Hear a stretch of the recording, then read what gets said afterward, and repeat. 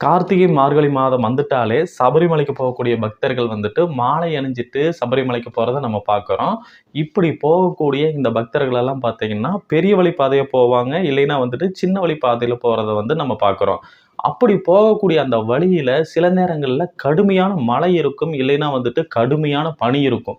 இந்த மாதிரியான இயற்கை சீதோன நிலை வந்து எந்த மாதிரி இருந்தாலுமே பார்த்தீங்கன்னா அதை எல்லாமே பொருட்படுத்தாம அந்த மலை மேல அமைஞ்சிருக்கக்கூடிய ஐயப்பனை போய் தரிசிக்கணும் அப்படிங்கிற ஒரே எண்ணத்தோட தான் இந்த ஐயப்ப பக்தர்கள் எல்லாம் வந்துட்டு அந்த மலை மேல போவாங்க. அப்படி போய் அங்க வழிபடக்கூடிய அந்த ஐயப்பனுடைய சிலை வந்து எங்க இருந்து வந்து கொண்டு போகப்பட்டது அப்படின்னு பார்க்கும் பொழுது ஒரு சிறப்பான தகவல் கிடைக்குது. அது என்னன்னா, இப்போ இங்க பெரும்பான்மையான அந்த ஐயப்ப பக்தர்களால வழிபடக்கூடிய அந்த மூலவருடைய சிலை வந்துட்டு தமிழ்நாட்டில இருந்து தான் எடுத்துட்டு போனாங்க அப்படிங்கிற ஒரு சிறப்பு இருக்குது. அதுவும் தமிழரால தான் வந்துட்டு அந்த சிலை வந்து கொடுக்கப்பட்டது அப்படிங்கிற ஒரு தகவல் இருக்குதுங்க. இதற்கு முன்னாடி இருந்த அந்த ஐயப்பனுடைய சிலை என்ன ஆச்சு அப்படின்னு பார்க்கும் பொழுது, அது வந்து ஒரு தீ விபத்துல வந்து சேதம் அடைஞ்சிருச்சு அப்படின்னு சொல்றாங்க. 1950ல நடந்த ஒரு தீ விபத்துல தான் அந்த ஐயப்பனுடைய சிலை வந்து சேதம் அடைஞ்சிருச்சு. அதற்கு பதுவா தான் இப்ப நம்ம வழிபட்டுட்டு இருக்கக்கூடிய இந்த ஐயப்பனுடைய சிலை வந்துட்டு வழிபாட்டுக்கு கொண்டு வரப்பட்டது அப்படிங்கிற ஒரு தகவல் கிடைக்குது. இந்த தீ விபத்துக்கு காரணம் என்ன? எதனால வந்து அந்த கோயில்ல தீ விபத்து நடந்தது? இந்த வழிபாட்டில் இருக்கக்கூடிய இப்ப இருக்கக்கூடிய அந்த சிலை வந்து யாரால வந்து வழங்கப்பட்டது? இதனுடைய வரலாறு என்ன அப்படிங்கிறதான் இன்னைக்கு காணொளியில பார்க்க போறோம். இந்த காணொளியை பார்க்கறதுக்கு முன்னாடி நம்ம சேனலை சப்ஸ்கிரைப் பண்ணலைன்னா நம்ம சேனலை சப்ஸ்கிரைப் பண்ணிக்கங்க. இப்போ வாங்க காணொளிக்குள்ள போகலாம்.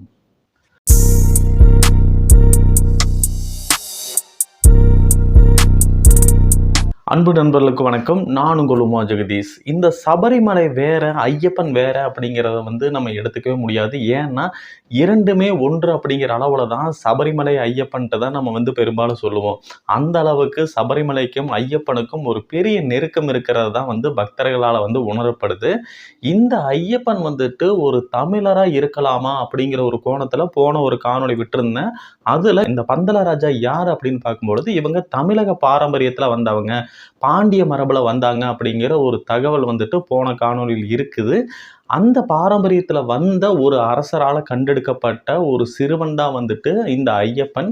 அப்படி பார்க்கும் பொழுது ஒரு தமிழர் மரபுல வளர்த்தெடுக்கப்பட்ட ஒரு கடவுள் தான் வந்து ஐயப்பன் அப்படிங்கிற அடிப்படையில ஒரு தமிழ் கடவுளை தான் வந்துட்டு இந்த ஐயப்பனை வந்து நம்ம பார்க்குறோம். இந்த ஐயப்பன் அப்படிங்கும் பொழுது சாஸ்தா அப்படின்னு குறிப்பிடுறோம். சாஸ்தா அப்படின்னு சொல்லிட்டாலே எல்லை தெய்வமாக தான் வந்து நம்ம குறிப்பிடுறோம். இன்னைக்குமே பார்த்தீங்கன்னா நம்மளுடைய எல்லை தெய்வ வழிபாடான ஐயனார் வழிபாடெல்லாம் வந்துட்டு தொடர்ந்து நம்ம செஞ்சுட்டு வர பார்க்கும் பொழுது ஐயப்பன் வழிபாடும் கூட பார்த்தீங்கன்னா இந்த எல்லை தெய்வ வழிபாடு தான் அப்படிங்கிற ஒரு பொருளில் நம்ம எடுத்துட்டு இன்னைக்கு வரைக்கும் பார்த்தீங்கன்னா அந்த வழிபாடை தொடர்ந்துட்டு வர்றோம். அப்படி இருக்கக்கூடிய சூழல்ல இன்னும் ஒரு வடிக்கு மேலே போய் இப்ப சபரிமலையில் இருக்கக்கூடிய அந்த ஐயப்பனுடைய சிலையும் கூட பார்த்தீங்கன்னா தமிழகத்திலிருந்து கொண்டு வரப்பட்ட ஒரு சிலை தான் அப்படிங்கிற ஒரு தகவல் கிடைக்குது. இந்த தகவலை பத்தி நம்ம பார்க்கறதுக்கு முன்னாடி இந்த ஐயப்பனுடைய சிலை வந்துட்டு ஒவ்வொரு காலகட்டங்கள்லையும் எப்படி இருந்தது அப்படிங்கிற ஒரு தகவலை பார்க்கலாம். முதல்ல பழங்காலத்துல அமைஞ்ச அந்த ஐயப்பனுடைய சிலை வந்துட்டு பரசுராமரால வந்து பிரதிஷ்டை செய்யப்பட்டது அப்படிங்கிற ஒரு புராண தகவல் இருக்குது. ஆனா நம்ம வந்து போன காணொளியில எல்லாம் பார்த்தது பார்த்தீங்கன்னா 17ஆம் நூற்றாண்டுக்கு அப்புறம் தான் வந்துட்டு ஐயப்பன் அப்படிங்கிற ஒரு சாமி உருவாகிறாரு.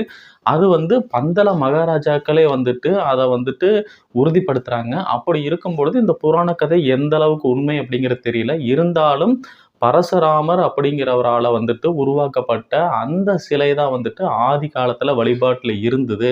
அதற்கப்புறம் ஒவ்வொரு காலகட்டத்திலையுமே பார்த்தீங்கன்னா சேதமடையும் பட்சத்துல வந்து புதிதா வந்து சிலைகளை வந்து உருவாக்கி வழிபாடு செஞ்சுட்டு வந்தாங்க அப்படின்ட்டு வந்து தெரிஞ்சுக்க முடியுது.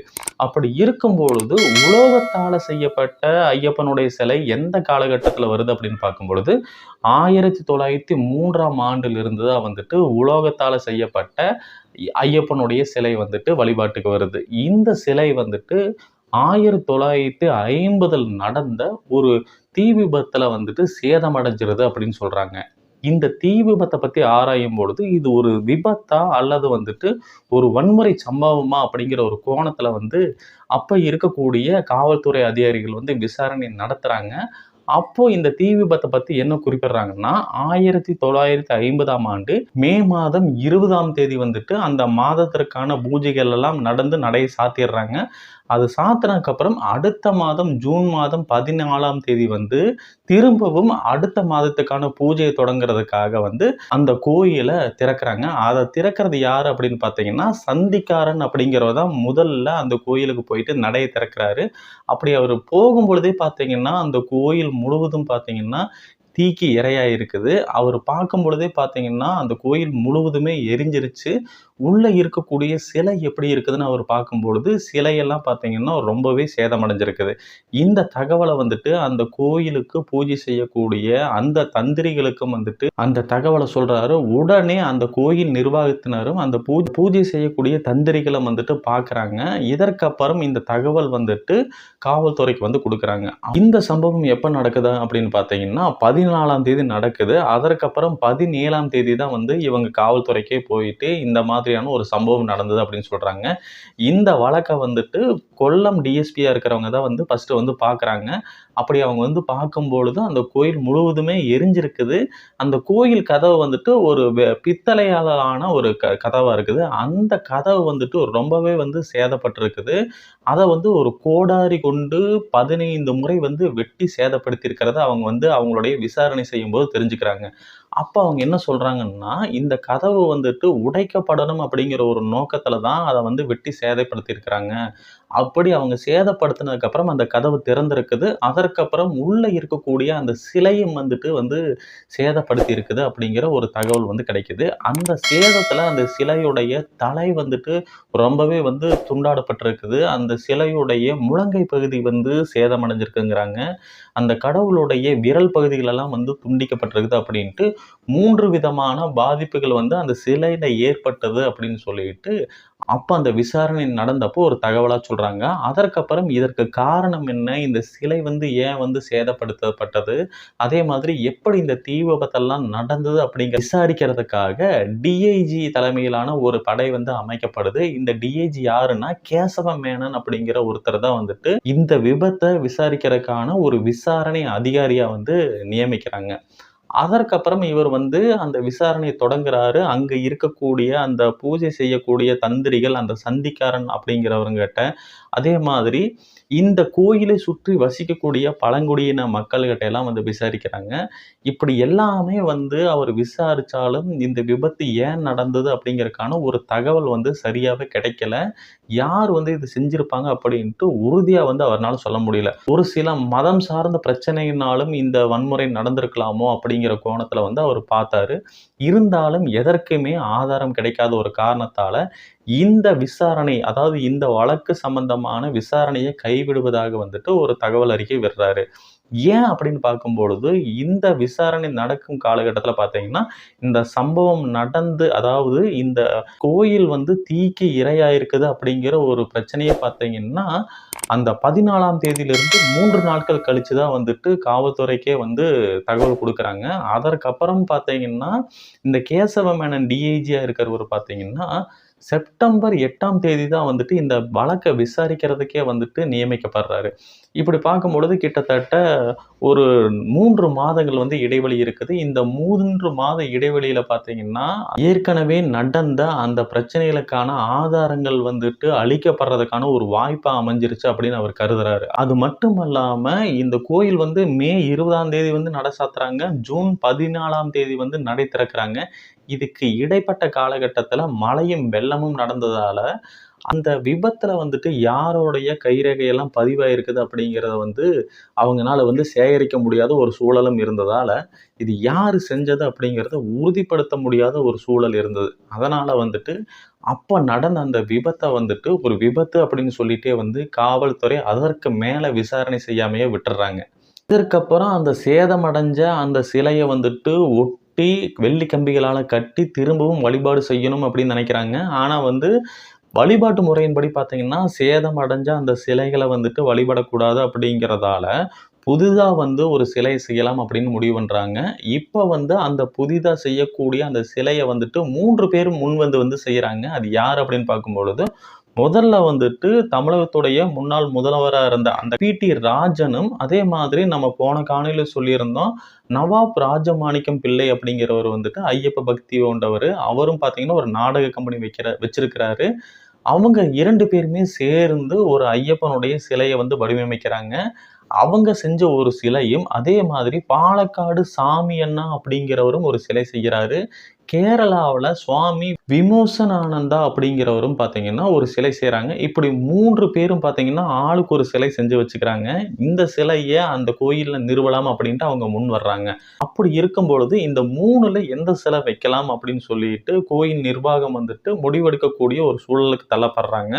அப்ப வந்து அவங்க வந்து பிரசன்னம் பார்த்து இந்த சிலைய வந்து வச்சுக்கலாம். யாருடைய பேர் வருதோ அவங்க செஞ்ச அந்த சிலைய வச்சுக்கலாம் அப்படின்னு சொல்லிட்டு பிரசன்னம் பார்ப்பாங்க. அப்படி அவங்க பிரசன்னம் பார்க்கும்பொழுது, பி.டி. ராஜனும், நவாப் ராஜமாணிக்கம் பிள்ளையும் செஞ்ச அந்த சிலையுடைய பெயர் வந்துரும். அதனால அந்த சிலைய வந்து வைக்கலாம் அப்படின்னு முன்வர்றாங்க. அதற்கப்புறம் அந்த சிலை வந்துட்டு தமிழகத்தில் உள்ள பெரிய கோயில் எல்லாம் போயிட்டு பிரதிஷ்டை செஞ்சதுக்கப்புறம், இறுதியா சபரிமலைக்கு வந்துட்டு அந்த சிலை வந்து நிறுவப்பட்டது அப்படிங்கிற ஒரு வரலாறு இருக்குது. இதை வந்து தமிழகத்துடைய தற்போதைய நிதி அமைச்சரா இருக்கக்கூடிய பி.டி.ஆர். தியாகராஜன் கூட பார்த்தீங்கன்னா, இத உறுதிப்படுத்துறாரு. அவர் என்ன சொல்றாருன்னா, அந்த சிலை வந்துட்டு தான் கொடுக்கப்பட்டது அப்படிங்கிறதுக்கான ஒரு ஆதாரம் வந்து சபரிமலையில இருக்கக்கூடிய அந்த 18 படி இருக்குல்லங்க, அந்த 18 படியிலேயே வந்து ஒரு கல்வெட்டுல வந்துட்டு குறிப்பிட்டிருக்கிறாங்க. ஆனா, இப்ப வந்து அந்த படியெல்லாம் வந்து தங்க முலாம் பூசிய அல்லது அந்த பித்தளையால் ஆன அந்த தகடுகளால வந்து போர்த்தப்பட்டதால, அது இவரு தான் வச்சாருங்கிறதுக்கு வந்து ஒரு பெரிய ஆதாரம் இல்ல அப்படின்னு சொல்லிட்டு வருத்தப்படுறாரு. இது சம்பந்தமா வந்துட்டு கேரள முதல்வருக்கும் அவர் கடிதம் எழுதியிருக்கிறார் அப்படிங்கிற ஒரு தகவலை சொல்றாரு. அப்படி பார்க்கும்பொழுது இப்போ கேரளாவுல அந்த சபரிமலையில இருக்கக்கூடிய ஐயப்பனுடைய சிலை வந்து தமிழகத்திலிருந்து தான் போச்சு அப்படிங்கிறது உறுதிப்படுத்த முடியுது. இதற்கப்புறம் பார்த்தீங்கன்னா, ஏற்கனவே ஒரு சிலை இருந்திருக்கும்ல, அந்த சிலை என்னாச்சு அப்படின்னு பார்க்கும்பொழுது, அந்த சிலைய வந்து அவங்க உருக்கி நம்ம இந்த 18 படி ஏறி மேல போகும்பொழுது 2 புறம் பார்த்தீங்கன்னா, ஒரு பெரிய மணி இருக்கும். அந்த மணிகள் பார்த்தீங்கன்னா, இந்த சிலைகள உருக்கி தான் வந்துட்டு அதில சேர்த்திருக்கிறாங்க அப்படிங்கிற ஒரு தகவல் கிடைக்குது. அதனால இன்னைக்குமே பார்த்தீங்கன்னா, பழைய அந்த விக்கிரகம் வந்துட்டு அந்த கோயில்கள்ல மணி ஓசையா வந்துட்டு இன்னைக்குமே அடிச்சிட்டு இருக்குது அப்படிங்கிறது தான் வந்து நம்ம தெரிஞ்சுக்க முடியுது. சரி, இப்ப அந்த சிலை வந்து தமிழ்நாட்டுல இருந்து தான் எடுத்துட்டு போனாங்கன்னு நம்ம தெரிஞ்சுக்கிட்டோம். ஆனா அந்த சிலை செய்யறதுக்கு ஒரு மாதிரியான ஒரு சிலை அமைப்பு தெரியணும்ல. அந்த அமைப்புக்கு வந்து ஒரு ஓவியம் தேவை. அது எங்கிருந்து வந்து அவங்க எடுத்துட்டு போறாங்கன்னா, திருவிதாங்கூர் அரண்மனையில இருக்கக்கூடிய திருவாரப்புறையிலிருந்து தான் வந்து அந்த மாதிரியை எடுத்துட்டு போய் செய்யறாங்க அப்படிங்கிற ஒரு தகவலும் கிடைக்குது. அப்படி இப்ப இருக்கக்கூடிய இந்த ஐயப்பனுடைய சிலை வந்துட்டு தமிழ்நாட்டிலிருந்து எடுத்துட்டு போனதாலோ என்னவோ தெரியல. இன்னைக்குமே பார்த்தீங்கன்னா, தமிழ்நாட்டிலிருந்து தான் பெரும்பாலான பக்தர்கள் வந்துட்டு சபரிமலைக்கு போயி, அங்க இருக்கக்கூடிய ஐயப்பன மனமுருகி வந்து வழிபட்டு வர்றாங்க. அதனால தான் வந்துட்டு தமிழ்நாட்டுக்கும், ஐயப்பனுக்கும் வந்து ஒரு நெருங்கிய தொடர்பு இருக்கலாம்னு நான் நினைக்கிறேன். மீண்டும் அடுத்த காணொளியில மற்றும் ஒரு தகவலோட உங்கள சந்திக்கிறேன். நன்றி, வணக்கம்.